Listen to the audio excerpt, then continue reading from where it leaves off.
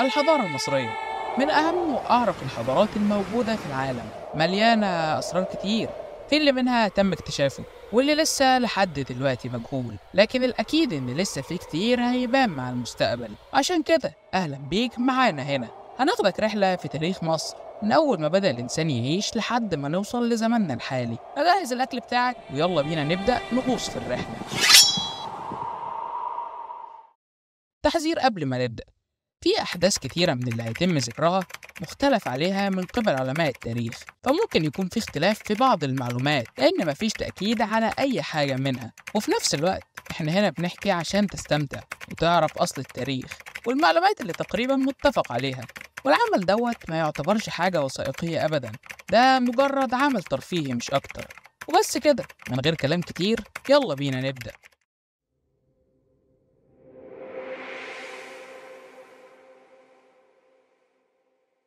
في الركن الشمالي لقارة أفريقيا كان في نهر كبير. النهر دوت كان بيحصل حواليه فيضانات كتيرة بعد انتهاء الدورة الجليدية الأخيرة، وبسبب التربة الخصبة والمياه العذبة بدأ يظهر نباتات كتيرة في المنطقة. وفي الوقت دوت كانت الحياة البدائية مسيطرة، قبائل كتيرة منتشرة في كل حتة عايشين على الصيد، بعد ما تم اكتشاف الاختراع العصر جدا اللي غير موازين الحياة كلها بعد ما تم اكتشاف النار.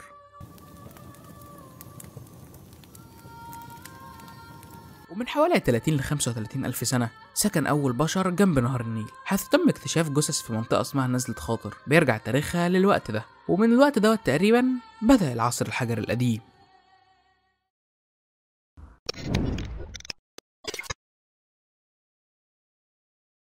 كان بيميز العصر دوت ان الحياه كانت غير مستقره، والادوات المستخدمه كان بيتم صنعها عن طريق الحجاره. ودخلنا بعدها في العصر الاوسط، واللي كان يعتبر مرحله انتقاليه بدات تظهر فيه الصناعات اليدويه، وكانت الحياه شبه مستقره. وكل دوت قبل ما نخش في اخر حقبه في عصر ما قبل التاريخ، قبل ما نخش في العصر الحجري الحديث.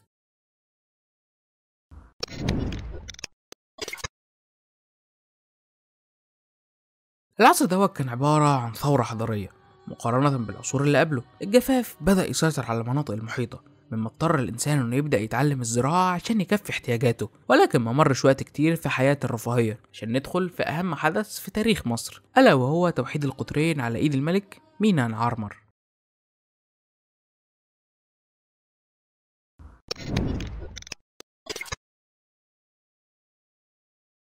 بدأ مينا في حكم مصر تقريبا في سنة 3200 قبل الميلاد.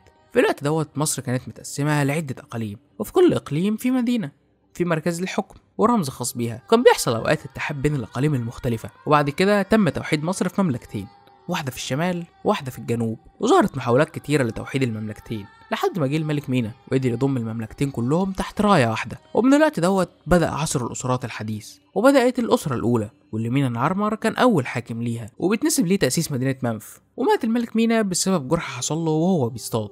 وتولد بعض الملوك على حكم مصر، وتم تأسيس الأسرة التانية.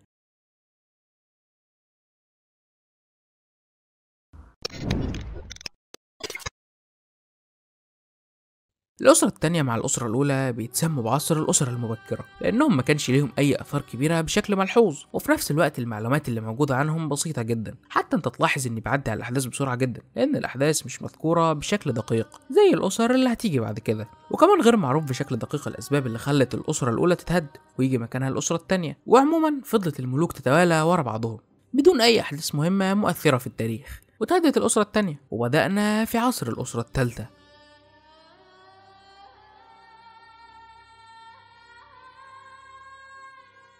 لحد دلوقتي مش معروف الأسباب اللي خلت الأسرة التانية تتهد ويبدأ مكانها الأسرة التالتة، وما كانش فيه خلافات كتيرة بين الملوك وبعضهم. فبعد ما خاع سخومي قعد في الحكم بتاعه، واللي هو آخر ملوك الأسرة التانية، جه بعده الملك زوسر. وبيتقال إن الملك زوسر هو ابن أو أخ خاع سخومي.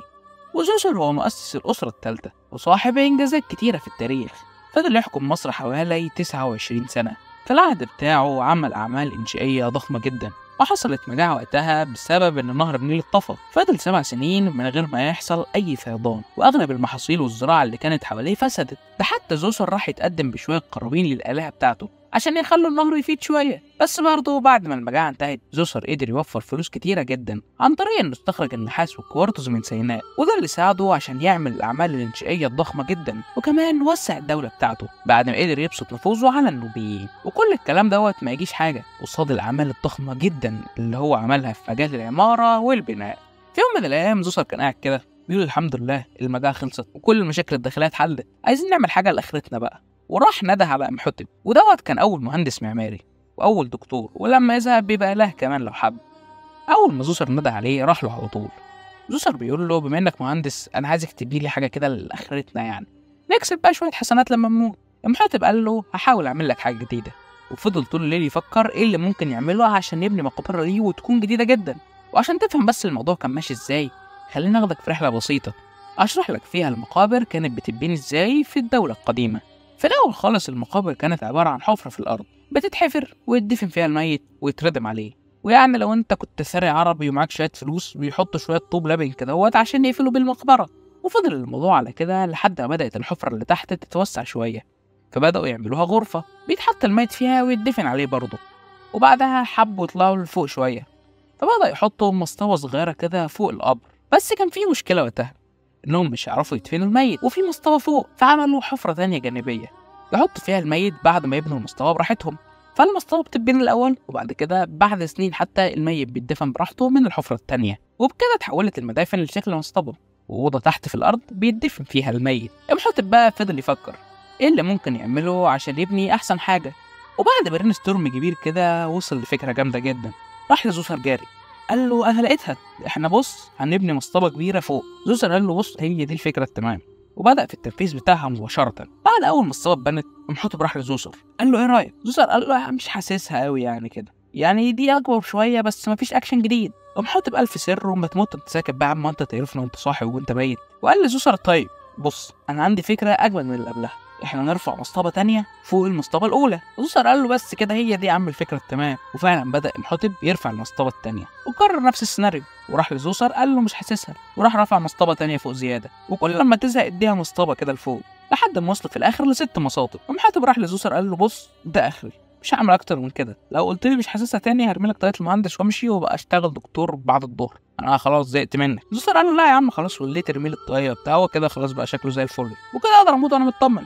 ودوت كده بقى شكل الهرم النهائي، والهرم ده اتسمى باسم الهرم المدرج بسبب انه عباره عن درجات او مصاطب، وهو كان اول هرم تم بناؤه في مصر. وتاثر الهرم دوت بزلزال 92 وفي حته منه وقعت كده.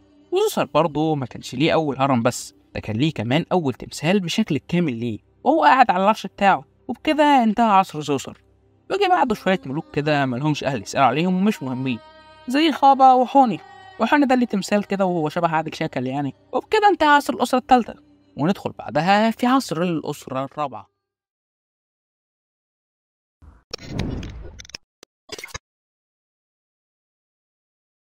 الأسرة الرابعة ديت كانت الأسرة المترقعة، بيتقال إن هي العصر الذهبي في الدولة القديمة، هي اللي اتبنى فيها أغلب الآثار الحديثة الموجودة في العالم لحد دلوقتي. تبدأ الأسرة الرابعة مع أول ملك ليها اللي هو سنفرو. سنفرو هو حفيد زوسر، وكان برضه من أهم الملوك اللي عدت في مصر. كان في العهد بتاعه في حملات كتيرة في كل حتة في العالم عشان يحاول يجيب موارد على قد ما يقدر، وكان من بينهم التجارة مع لبنان اللي باع جنود هناك عشان يجيبوا خشب الرز اللي هو الصنوبر. ده غير انه برضه اهتم بتأمين حدود البلاد بتاعته، وفضل حكمه حوالي 48 سنة. وبما ان هو كان حفيد الملك زوسر فبرضه كان عنده الإحساس الديني عالي شوية كده. هم عيلة كلهم عيلة متدينة أصلا، فقرر انه يبني لنفسه مقبرة زي ما جده عمل بالظبط. بدأ سنفرو يجيب برضه شوية مهندسين يقول لهم بصوا انا جدي عمل حاجه جامده عايزكم تعملوا حاجه جامد منه. وبدأوا فعلا يبنوا له هرم ميدوم. الهرم دوت المفروض انه كان اكبر خامس هرم في الوقت اللي تم بناؤه فيه. هو حاليا بيظهر منه 3 مصاطب بس، وتقريبا وهو بيتبني ما كانش بيتبني بغرض ان السفر يدفن فيه، ولكن كان الهدف ان يكون مقبره كاذبه ليه مش اكتر، عشان اللصوص لو جم حبوا يسروه ولا حاجه يزاولهم حتى وهو ميت. وما كانش يعرف ان احنا اللي بنتزاول دلوقتي عشان مش لاقيين القبر بنروح هنا لنا لا والله مش هناك، نروح هنا نقول لا والله مش هنا. المهم بعد كده سنفرو قال للرجاله بصوا احنا قابلنا هرم كاذب وكل حاجه، عايزين نبني حاجه حقيقيه بقى عشان نلحق ندفن فيها على طول، يعني يا دوب فاضل 20 سنه ولا 30 سنه ونموت، يعني حاجات بسيطه كلها. وفعلا بدا يبني الهرم المائل بتاعه. الهرم دوت كان المفروض ان هو اول هرم يطلع بالشكل اللي احنا نعرفه في العصر الحالي. كان مقرر إن الهرم دوت يطلع بزاوية 58، ولما وصلوا لنصه غيروا الزاوية وخلوها 43 درجة، وهو دوت سبب تسمية الهرم ده بالهرم المائل، عشان الهرم مال لما طلعوا بالزاوية بتاعته لفوق. لكن المهندسين والعمال اكتسبوا خبرة كبيرة جدا، لأن الهرم دوت أخد حوالي 14 سنة بناء. لكنه برضه ما عجبش سنيفرو، قال لهم الهرم مايل، يعني يرضيكم لما موت الناس تضحك عليا ويقولوا شوفوا الفرعون المايل ده المدفون في هرم مايل، يعني ده عيب في حقكم حتى. وقرر بعدها إنه يبني الهرم الأحمر بعد الخبرة اللي اكتسبها بعد بناء الهرمين التانيين. وفعلا بدأ يبني الهرم الأحمر بجانب الهرم المايل، ويعتبر هو ثالث أكبر هرم في تاريخ مصر لحد دلوقتي. وتقريبا هي أول محاولة ناجحة إنهم يبنوا هرم بالشكل ده ويكون أملس من الجوانب. وأخذ الهرم حوالي 10 سنين لحد ما اكتمل، وارتفاع الهرم حوالي 104 متر. وبكده سنيفرو قدر يموت بسلام ويسيب الحكم بتاعه لابنه، الملك اللي قدر يبني حاجة العالم كله بيشهد بيها لحد دلوقتي ومحدش قدر يكتشف سرها. مسك الحكم بعد سنيفرو ابنه الملك خوفو. الملك خوفو هو تاني ملوك الأسرة الرابعة، فضل يحكم مصر حوالي 63 سنة، وكان في الحكم بتاعه فيه أحداث كتيرة، أهمها إنه بنى واحد من أهم المباني في التاريخ، واحد من العجائب السبعة بعد الهرم الأكبر، هرم خوفو. الهرم الأكبر هو الأثر الوحيد الباقي من عجائب الدنيا السبع، واللي هم بالمناسبة الهرم الأكبر وحدائق بابل المعلقة وهيكل أرتمس وتمثال زيوس وضريح مصلوس وتمثال رودس ومنارة الإسكندرية. والهرم الأكبر أو هرم خوفو هو الأثر الوحيد اللي ماسك نفسه لحد دلوقتي، الباقي أغلبه اختفى أو بقى فيه أضرار كتيرة بسبب الكوارث الطبيعية. المهم ملك خوفو يوم ما قرر إنه يبني الهرم اتواصل مع أمهر مدرس في الوقت ده اللي هو الأمير حمئينو، واللي بالمناسبة ليه تمثال كبير جدا من الحجر الجيري في ألمانيا. المهم خوفو قال له بقول لك إيه، أنا أبويا بنى هرم بشكل جامد قوي، ما تيجي نعمل لنا حاجة جامدة كده. حمئينو قال له من العندي قبل العندي، وبدأ فعلا يبني الهرم الأكبر واللي استمر بناؤه حوالي 20 سنة. وكان طول الهرم أول ما اتبنى حوالي 148 متر، لكن طوله دلوقتي بقى 138 متر. والملك خوفو ليه أعمال كتيرة برضه غير بناء الهرم، لكن بناء الهرم الأكبر هو أهم عمل يعتبر عمله في تاريخ حياته. وبالمناسبة الملك خوفو ليه تمثال في المتحف المصري طوله حوالي 5 سم كده، لو تحسه كيوت في نفسه كده. وانتهى عصر الملك خوفو بعد ما ساب لنا واحد من أهم الآثار في التاريخ، لحد ما جه بعد كده ابنه الأكبر اللي اسمه ديجدفرا. ديجدفرا هو الملك اللي جه بعد خوفو على طول، والمفروض أصلا ما كانش الحكم يبقى ليه، لأن كان في ابن الخوفو أكبر منه اسمه كاوعب، لكنه اتقتل في ظروف غامضة في حياة أبوه خوفو، ومحدش يعرف سبب الموضوع إيه. لكن بيتقال إن ديجدفرا هو اللي عمل مؤامرة عليه وقتله عشان يمسك هو الحكم بعد أبوه، لأن تقريبا مفيش أي حد مستفيد غيره هو. وكان المفروض إن ديجدف يبني هرم ليه مكان هرم منقرع، لكن الهرم ما اكتملش بناؤه بسبب إنه تقريبا اتخلع من الحكم، لأن الفترة ديت كان فيها صراعات كتيرة داخلية في الأسرة الملكية، ومصير ديجدفرا محدش يعرفه، فممكن يكون اتقتل أو اتخطف أو أي حاجة حصلت فيه. وبعدها دخلنا في صراع في الحكم بين الملك خفرع وبين بقى فرع، والاتنين برضو أبناء لخوفو، لحد ما قدر خفرع هو اللي يمسك في الوقت ده. ملك خفرع هو تالت ملوك الأسرة الرابعة تقريبا، وعلى غرار أبوه أجداده برضه كان ليه أعمال عظيمة في البناء. مسك خفرع حكم مصر حوالي 26 سنة، والهرم بتاعه يعتبر تاني أكبر هرم في تاريخ مصر، طوله بيوصل حوالي 143 متر أول ما اتبنى، لكنه حاليا 136 متر. ومن المحتمل إن الهرم دوت اتفتح واتسرق في الفترة الانتقالية الأولى. وكمان المؤرخ العربي العز بن عبد السلام بيقول إن الهرم اتفتح سنة 1372 ميلاديا، لأن في حروف عربي موجودة في جدران الهرم بيعود تاريخها للوقت دوت تقريبا. وبرضه خفرع قدر يبني أبو الهول اللي هو يعتبر تمثال لمخلوق أسطوري بجسم أسد وراس إنسان. جسم الأسد بيعبر عن القوة بتاعة الملك، وراس الإنسان بتدل على الحكمة بتاعته. وكمان في تمثال للملك خفرع وهو قاعد على العرش بتاعه موجود في المتحف المصري. وانتهى عصر الملك خفرع ومات واتدفن في الهرم بتاعه، وساب الحكم لابنه عشان يجي يقفل هاتريك الهرم بتاعهم ويبني الهرم الثالث. ساب الحكم من بعده لابنه منقرع. منقرع أو منقورع هو ملك من ملوك الأسرة الرابعة، فضل يحكم مصر حوالي 18 سنة، وبرضه زي أبوه جده كان الطابع الديني عنده عالي، فبنى الهرم الثالث بجانب هرم أبوه جده، لكنه عمله هرم صغير شوية وطوله حوالي 61 متر.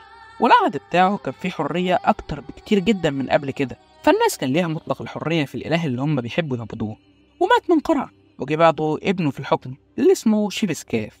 وبعد موت شيبسكاف مسك الحكم خانت كاوس اللي هي بنت الملك منقرع وأخت شيبسكاف.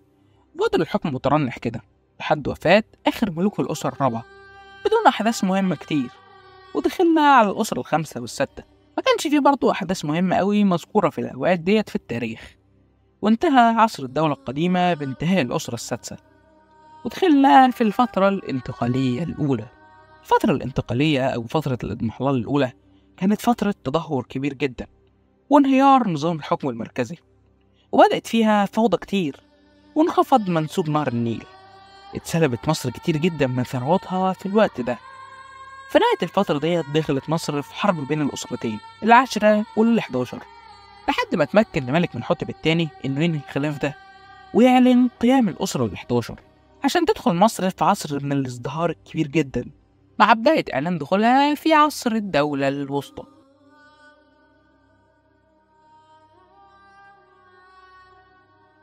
وقفنا الفيديو اللي فات بعد انتهاء عصر الاضمحلال الأول وبداية تولي الأسرة ال11 لحكم مصر، لكن الموضوع ما جاش بسهولة أوي كده، فخلينا نبدأ نحكي القصة من أولها. عشان تفهم اللي أدى لانتهاء عصر الدولة القديمة وإعلان الدولة المتوسطة لازم نرجع لورا شوية. هنرجع للأسرة الثامنة واللي كانت عاصمتها هي مدينة منف. في الوقت دوت زي ما قلت لك الدنيا كانت بايظة في مصر والحكم كان مترنح جدا، ودوت بسبب ان حكام الأقاليم بقى ليهم قوة كبيرة وبقوا شبه منفصلين بالمنطقة بتاعتهم. في نفس الوقت دوت ظهر بيت في مدينة أهانسيا كان شايف انه أحق بالملك من الأسرة الثامنة، وبدأ يحصل نزاع بين ملوك أهانسيا وآخر ملك للأسرة الثامنة في مدينة منف. لكن انتهى الخلاف بإعلان قيام الأسرة التاسعة، وتقريبا فضل الوضع زي ما هو في مصر وحكام الأقاليم زي ما هم. وكان حكام الأسرة التاسعة بيتقربوا من حكام الأقاليم الأقوياء وبيستعينوا بيهم، ومش معروف كتير عن الأسرة دي، لكن اللي معروف إنها كانت أسرة ظالمة جدا قابل منها الشعب بكل أنواع العذاب. وفضل الوضع بالتسلسل الطبيعي، كل شوية ملك يموت ويجي مكانه ملك أضعف منه، لحد ما وقعت الأسرة التاسعة وبدأ يظهر الأسرة العاشرة، واللي مع بدايتها بدأ يظهر بصيص أمل إن مصر ترجع تاني من حقبة الظلام اللي كنا فيها، وبتبدأ فترة استيقاظ مرة تانية.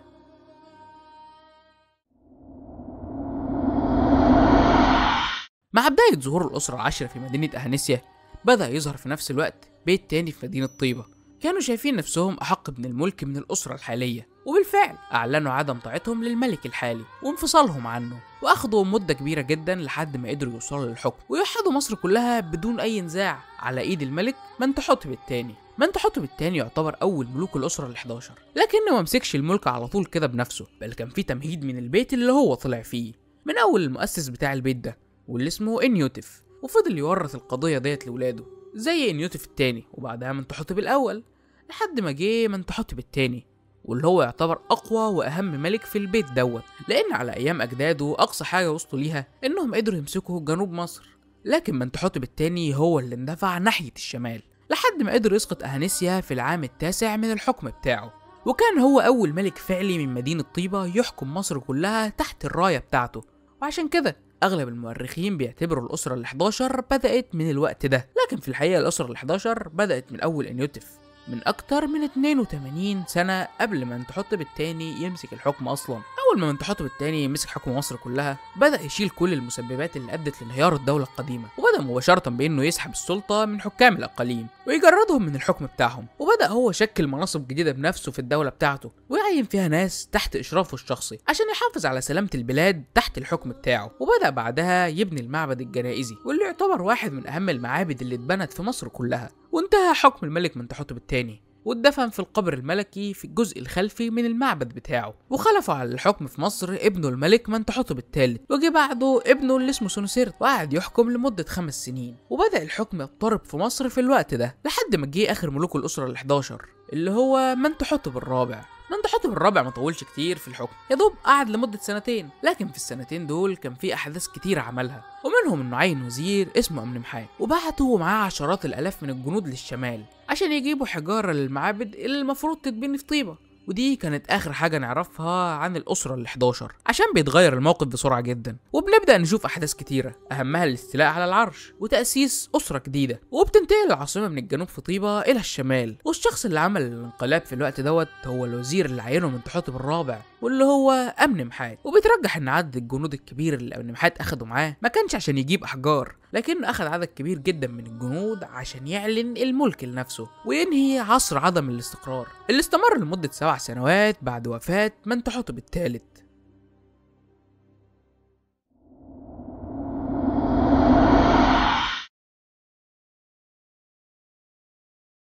بدأت الأسرة ال 12 على إيد الملك أمنمحات الأول، وقدر يسيطر على الحكم بشكل قوي ويخضع حكام الأقاليم ليه، واللي منهم ما كانش بيوافق على شروطه كان بيعزله من منصبه ويعين مكان واحد هو بيثق فيه. وبسبب كفاءته وجرأته قدر يرجع الأمان للبلاد تاني، فنقل العاصمة للشمال وبدأ يهتم بتوسيع نفوذه في الحكم من كل الجوانب بتاعة مصر.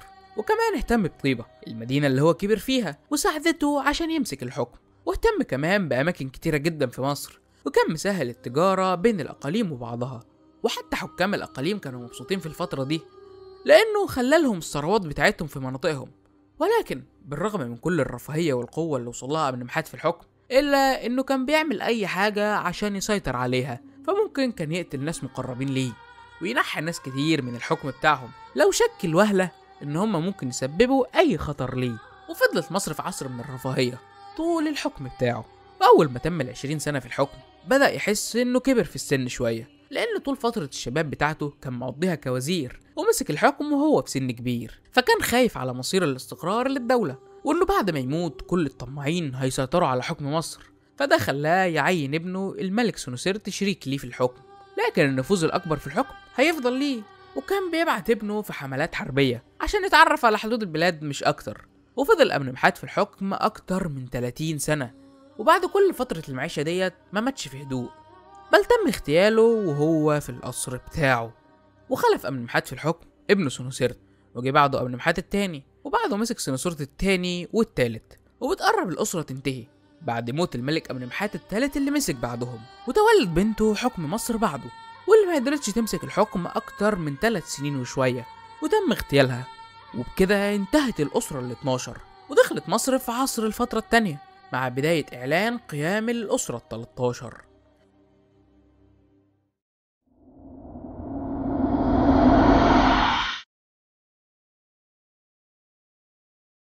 علماء التاريخ ما قدروش يفسروا اللي حصل عشان تنتهي الأسرة ال 12. فأول ملوك الأسرة ديت كان من أقوى الملوك اللي عدوا على مصر في التاريخ كله، لكن الموضوع بدأ في الانهيار بسرعة جدا، واتفككت الأسرة وتم إعلان الأسرة ال 13.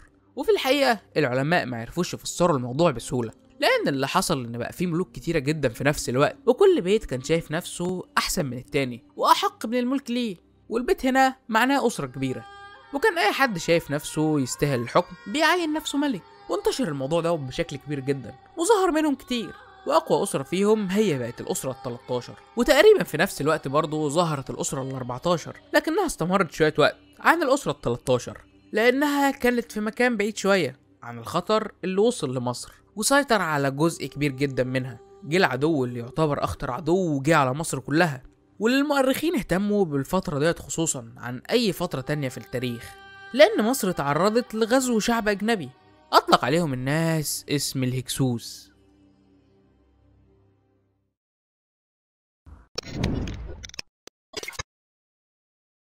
الهكسوس هم ناس من جنسيات مختلفة جم من شرق آسيا تحديدا، ودخلوا مصر عن طريق فلسطين. وفي الوقت دوت مصر كانت من أقوى الدول قبل ما تبدأ تضعف داخليا مع بداية الأسرة ال 13. لكن برضه نفوذ مصر في البلاد اللي بره كانت قوية جدا، ولكن مصر ما لحقتش تقاوم نفسها خارجيا بسبب ان شعب بلاد الرافدين بدأوا يحرروا نفسهم، وبدأت مصر تتراجع عن آسيا. وبسبب عدم الاستقرار اللي حصل بدأت شعوب كتيرة جدا تهاجر في العالم وتيجي ناحيتنا من عند شرق آسيا، ودوت يعتبر أول بداية ظهور للهكسوس في مصر. بدأ الهكسوس في حكم مصر مع بداية إعلانهم تأسيس الأسرة ال 15، وكان مركز حكمهم في الدلتا، ولكن نفوذهم امتد مع الزمن وسيطروا على الدلتا بأكملها وعلى الصعيد كله. وبالرغم من ان احنا مش عارفين الإدارة كانت ماشية ازاي في الوقت ده، إلا ان من المتوقع ان الأمراء المصريين كانوا بيدفعوا الجزية للهكسوس، ولو كان في أمراء مستقلين فمحدش كان يقدر يعلن نفسه على انه الفرعون للبلد الجديد. ومرت أيام الأسرة ال 15 وال 16 بدون أي مقاومة من المصريين للهكسوس. ولكن في الأيام الأخيرة بدأ بعض أمراء الصعيد يحسوا بقوتهم، وكان أكترهم قوة هم أمراء طيبة اللي بدأوا يتحالفوا مع جيرانهم حوالين المنطقة، ولكن برضه فضلوا يدفعوا الجزية للهكسوس وفضلوا تحت طاعتهم لحد ما جه اليوم اللي أحس فيه الملوك إنهم بقوا أقوياء،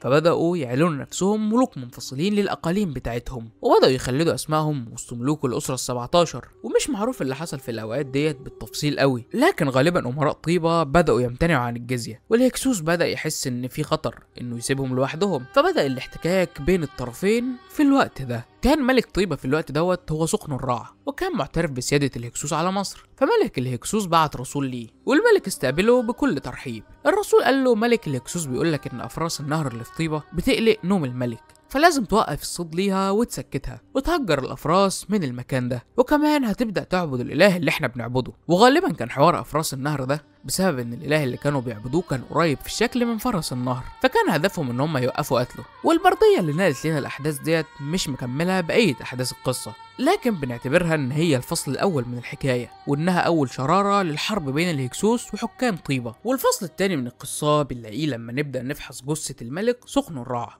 فبنكتشف انه مات بسبب جراح كتيرة في صدره وضربة فاس في راسه، وده اللي بيخلينا نرجح انه مات في الحرب وهو بيقاتل الهكسوس، وخط بدمه اول خطوة في مسيرة طرد الهكسوس من البلاد. اما الفصل الثالث من القصة بنلاقيه وصل لنا عن طريق قطعة املا كان بيمليها مدرس لطالب من قديم الزمن، والراجح ان القطعة ديت كانت مكتوبة في لوح من الحجر الجيري في عهد الملك كامس، واللي هو يعتبر تاني ملك في مقاومة الهكسوس بعد سقن الرع. وبيتقال في النص ان الملك جمع حاشيته حواليه وقال لهم ان في واحد بينازعه في ملكه في الشمال وهو لازم ينتقم منه وينفرد بحكم مصر كلها لوحده. لكن ردهم عليه كان ان احنا هنا بسلام ومحدش فيهم بيقدر يعدي على المنطقة بتاعتنا، ولا حد بيقدر يتعدى على الغنم بتاعنا ولا على فلوسنا، فملهاش لازمة اننا نهاجمهم. لكن الملك غضب عليهم جدا وقال لهم انه هيروح على الشمال عشان يجيب النصر للبلاد، وان العالم كله هيهتف ليه ويقولوا ان كامس هو حامي مصر.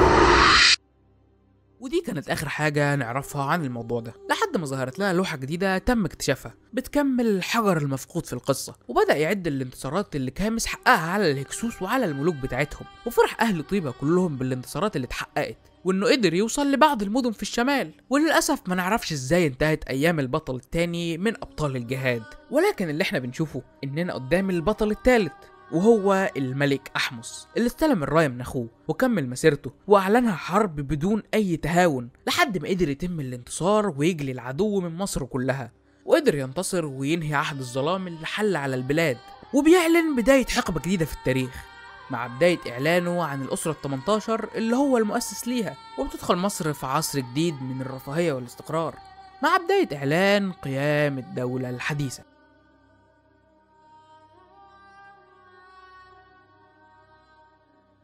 وقفنا الفيديو اللي فات مع بداية إعلان الأسرة ال18 وبداية إعلان الدولة المصرية الحديثة، وبنبدأ مع أول ملك ليها واللي هو الملك أحمس. فبعد ما أحمس طرد الهكسوس من مصر فضل يتابعهم لحد فلسطين، وبعدها راح ناحية الجنوب عشان يرجع الأمان كله للمنطقة المصرية، وفضل يحكم مصر مدة كبيرة. واتشهر في الوقت دوت قيمة النساء المصرية اللي كان ليها دور كبير جدا في مقاومة الهكسوس أو حتى في حكم مصر. وعاشت مصر فترة من الاستقرار في الحكم بتاعه لحد ما مات أحمس، وخلفوا في الحكم بتاعه ابنه الملك أمنمحتب الأول، وكان لسه صغير وقتها، فأمه هي اللي ساعدته في إدارة أمور البلاد. وبدأ في العهد بتاعه يبعت حملات حربية كتيرة جدا بره مصر في الوقت ده، ويمهد للإمبراطورية الضخمة جدا اللي هتستمر من بعده لمدة كبيرة جدا. وبعدها مات أمنمحتب الأول ومسك بعده تحتمس الأول، وجي بعدهم خالص تحتمس الثاني اللي اتجوز من الملكة حتشبسوت، لأنها كانت من أبرز أولاد تحتمس الأول والمفروض هي اللي ليها أحقية بالملك. ومن بداية الزواج بين الاتنين بدأت الدولة تنقسم، فتحتمس التاني ما كانش طموح جدا، لكن حتشبسوت كانت هي اللي عندها طموح كبير وكانت عايزة تكمل مسيرة أبوها وجدها. وما نعرفش إيه اللي حصل في الوقت دوت بين الاتنين، لكن النزاع انتهى في الآخر لموت الملك تحتمس التاني، وبدأ الإعداد لنزاع جديد، ودوت اللي هيسبب لنا ظهور ملك جديد من أقوى الملوك اللي جم في تاريخ مصر كلها. فبعد موت تحتمس التاني اتجوزت الملكة حتشبسوت من تحتمس الثالث، وبدأت تسيطر بنفسها على زمام حكم مصر. فكان تحتمس الثالث مجرد صورة في البداية، لأنه كان طفل صغير لما مسك الحكم، وكانت هي اللي بتدير كل حاجة بنفسها. لكن حتى بعد كده تحتمس الثالث اسمه مبقاش يذكر أصلا، وانفردت حتشبسوت بحكم مصر. ولكن الموضوع ما استمرش مدة كبيرة، فبدأ يكبر تحتمس الثالث ويحس إن هو اللي أحق بالملك، ولقى ناس كتيرة تأيده في الموضوع ده. وما نعرفش حياة حتشبسوت انتهت ازاي، لكن بكل تأكيد هي انتهت بطريقة مأساوية، لأن محدش لقى جثتها في أي مقبرة. وحتى تحتمس الثالث حطم المقابر بتاعت الناس القريبين منها وانفرد بنفسه للحكم. ومفيش شوية وقت كان بدأ يجهز نفسه عشان يوطد الملك بتاعه في آسيا، وقاد حرب مجده الشهيرة، وبدأ يغير سياسة الحكم من إنها تبقى هادية وتحافظ على الاستقرار الداخلي وتحولت السياسة لأن الفرعون بقى بيقود جيوش وبقى ينزل يهاجم على طول، وقدروا يوصلوا لمناطق عميقة جدا في قارة آسيا. واستمرت سياسة الحروب حتى بعد وفاة تحتمس الثالث وتولي أولاده وأحفاده الحكم، وفضلت الحياة مستقرة في الأسرة ال18، وكانت من أقوى وأغنى الأسر اللي مرت على التاريخ. ومن بينها كان بعض الملوك زي توت عنخ آمون اللي مقبرته كانت من أغنى المقابر اللي تم اكتشافها لأن محصلش ليها أي سرقة، وبرضه هو الملك اللي مات وهو طفل صغير، وموته كان محير كتير جدا من العلماء لأن من بعد حكم توت عنخ آمون مسك مصر ملك اسمه حور محب، وهو اللي عاد الأمان والسلام للبلاد. وبعدها انتهت الأسرة ال18 بدون أي خلاف أو نزاع، وانتهى الحكم لقائد جيش سابق اسمه رمسيس، وبدأت معاه الأسرة ال19.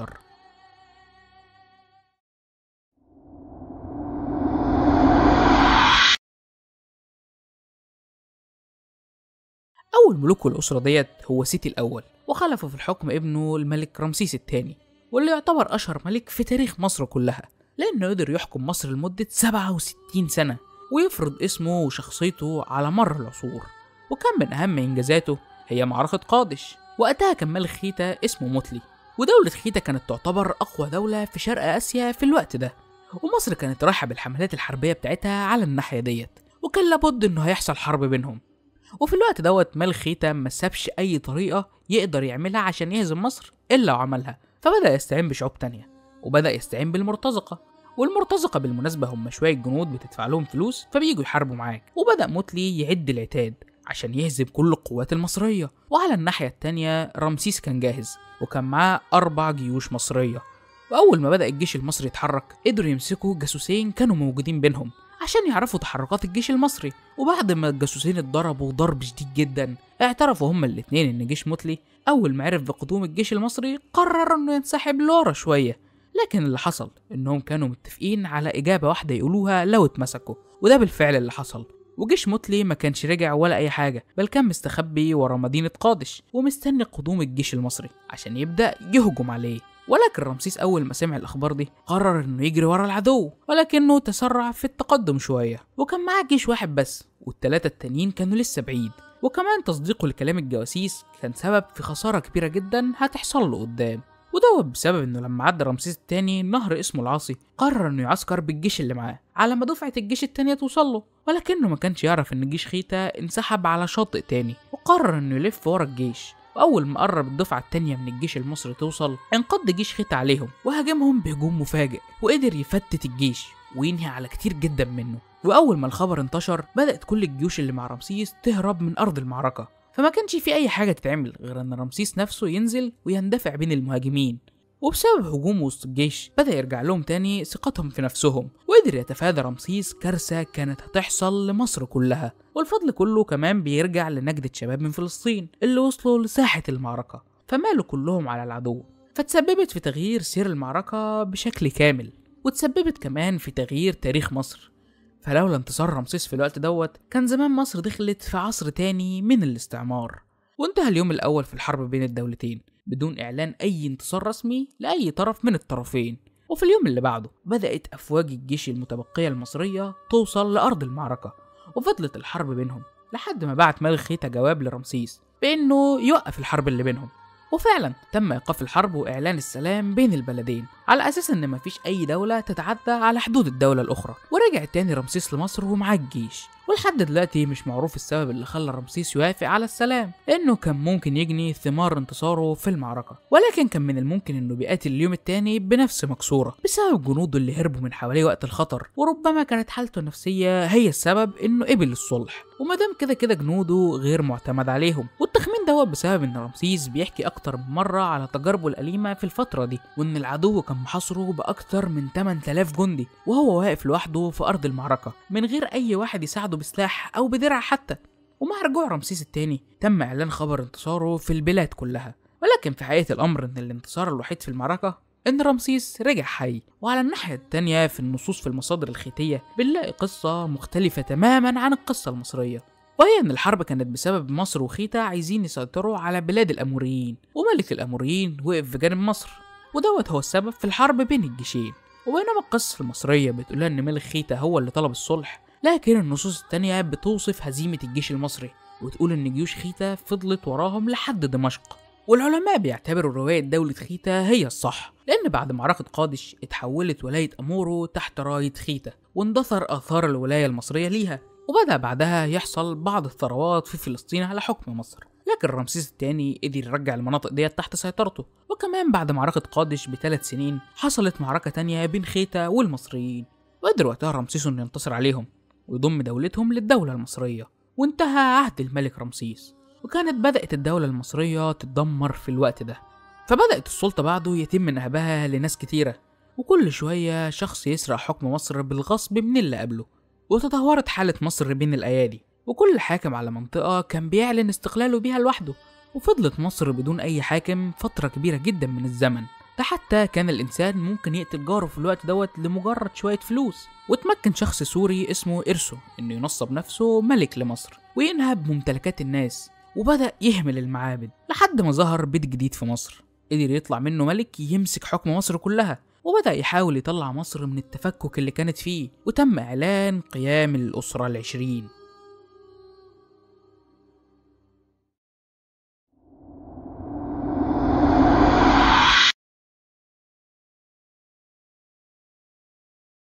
بدأت الأسرة ال20 على إيد الملك رمسيس الثالث اللي حرر مصر من فترة الفساد اللي دخلت فيها بعد موت رمسيس الثاني وانتهاء الأسرة اللي فاتت. لكن بصراحة الموضوع كان ظاهري مش أكتر، فيعتبر رمسيس الثالث حالة انتقالية بين مرحلتين أكتر فساد من بعضهم.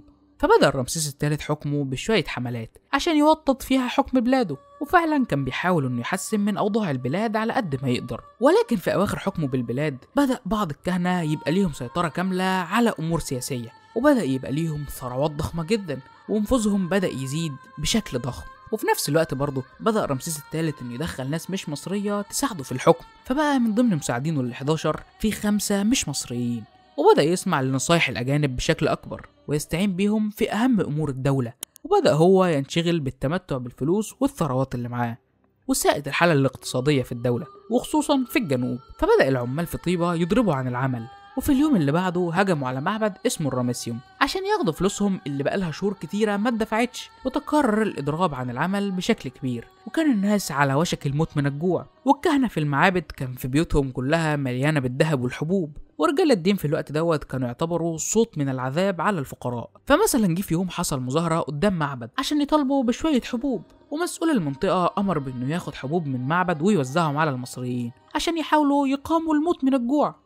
ولكن رجال الدين وعباد أمون اعتبروه إنه خاين للبلاد، وإن اللي عمله دوت جريمة كبرى ولازم يتعاقب عليها. ودوت كان حال مصر في الوقت ده، الملك بيتمتع بالدنيا اللي هو عايشها، والحكم بيتم عن طريق الأجانب، والكهنة بيكدسوا الفلوس كلها في بيوتهم. وبدأ يحصل ثورات كتيرة جدا في البلد، وبالرغم من انها كانت انذار للملك الا انه ما كانش بيتعظ ليها تماما، لحد ما بدأ اهل الملك نفسهم يحسوا بالخطر عليهم. فتم تدبير مؤامرة من احدى زوجات الملك بسبب ان الملك ما كانش عايز يعين ابنها في الحكم من بعده، وتم تخطيط المؤامرة وتنفيذها. وكان فيها كمان ناس من الاجانب اللي شغالين في القضاء، فتم اتهامهم بانهم بيتعاطوا الخمور وبيقبلوا الرشاوي. فالقضية اتسببت في حبسهم في القفص واتحكم عليهم بالاعدام لحد ما هم انتحروا بنفسهم. ومات رمسيس الثالث موتة بشعة، فبعد ما كان واحد من أهم الملوك اللي ساعدت في حماية مصر في ولاية عهده، مات بعدها مليان بالحسرة بسبب جحود الناس عليه. وخلفوا في الحكم بتاعه شوية ملوك ملهمش أي لازمة، وما كانش فيه أي تعجب في الحالة اللي البلاد وصلت لها بسبب اللي حصل في أواخر عهد رمسيس الثالث. وفضلت الملوك من بعده عبارة عن دمية، الكهنة هي اللي بتحركهم. وكان من الطبيعي انه ينتهي الموضوع بسيطرة الكهنة على الحكم وإعلان قيام الأسرة ال21 ودخول مصر في عصر جديد من الفساد وبداية إعلان عصر الاضمحلال الأول.